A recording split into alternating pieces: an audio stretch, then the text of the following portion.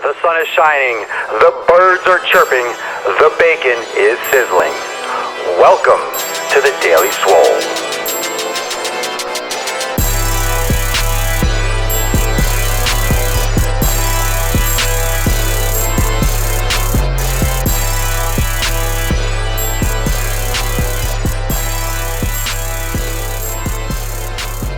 Welcome, everyone, to episode 71 of The Daily Mother Swole. Talking about high-fat homies, high-fat diets today. Kind of a little bit like ketosis, but also just fat adaptation, and one of the reasons why when you go fat, you won't go back. You know what I'm saying?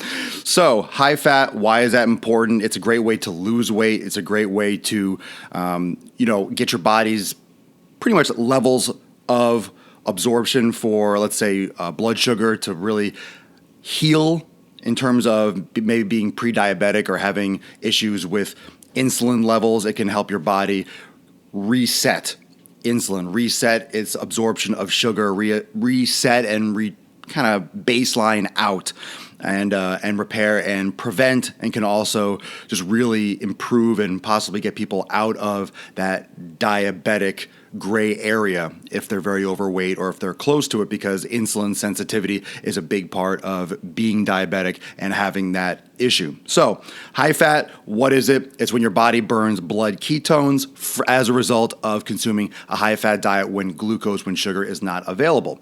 So, one of the important things about this is that to be more fat burning, you have to go very high in fat and low in carbs. And those carbohydrates have to be under about 30 grams per day. And that means net carbohydrates. And what a net carbohydrate is, it's the amount of carbohydrates you consume minus fiber.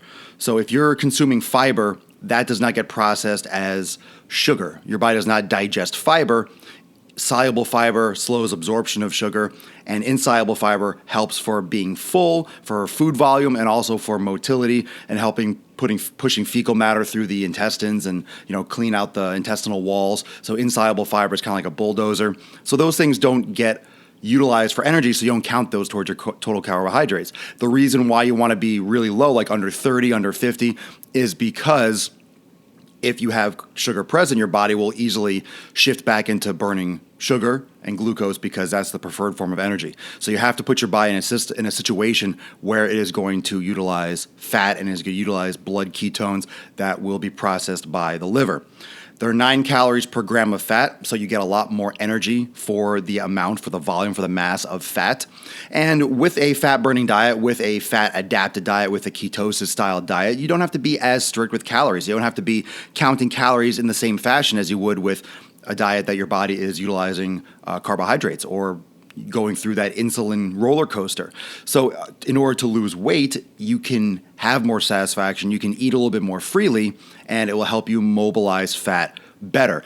Not recommended for someone who wants to build a lot of muscle, not recommended for someone who wants to bulk up, not recommended for someone who does a lot of hardcore intense activity like sports, athletics, because your body utilizes sugar for those energy systems, and ketosis will not provide the energy as efficiently and as readily. So what I mean to say, as readily, as efficiently, as in the moment as your body can utilize by glycolysis, utilizing sugars, glucose, and glycogen for energy.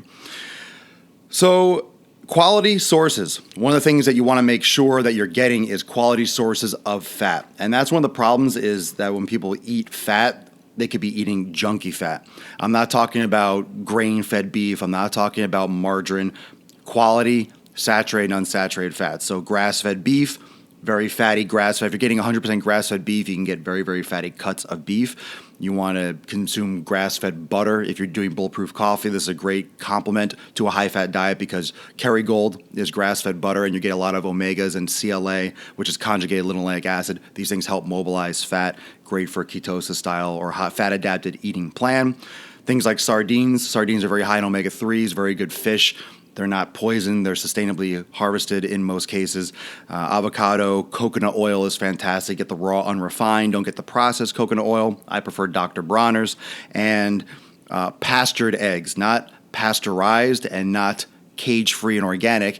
Of course, I don't even have access to this all the time, but pastured means that the chickens they're not even just cage-free. They're pastured. They're allowed to go free on the range on grass, so they're a little more healthy in terms of nutrient profile because they're pecking at bugs, they're getting more exercise, so the eggs are more quality.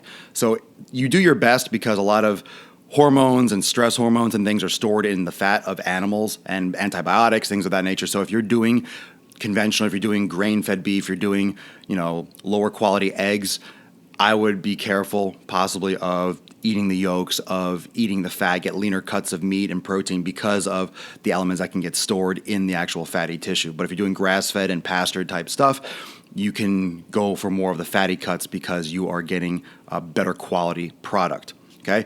Also with ketosis, like I said, fiber doesn't play a role in terms of absorption, so you can stay in ketosis with eating a lot of fiber, which means vegetables up through the roof. A lot of vegetables that will help motility, that will help digestion, that will help getting nutrients through the system and make sure that you stay healthy and you get a lot of those micronutrients that you won't find in meats and in the high fat. So vegetables, super important when you're on a ketosis or you're on a high fat diet. It is very normal when you're doing a high fat diet, when you're becoming fat adapted, when you're doing ketosis, to suffer, so to speak, from flu-like symptoms when your body is reassessing. Because understand, your body is used to digesting sugar and mobilizing carbohydrates for energy. So all of a sudden, you're teaching your body, hey, now we're going to do fat, we're going to do blood ketones. And your body is saying, what the fuck is going on? So it takes some time. You might feel shitty, maybe like foggy in the head. You might feel maybe a little sluggish. You might feel really energized for the first couple days, but then you might feel flu-like symptoms, runny nose. You could feel nauseous. You could have diarrhea or digestive issues for the first couple weeks, and that's why a lot of people stop. It doesn't mean it's a bad thing. Just make sure you're drinking tons of water.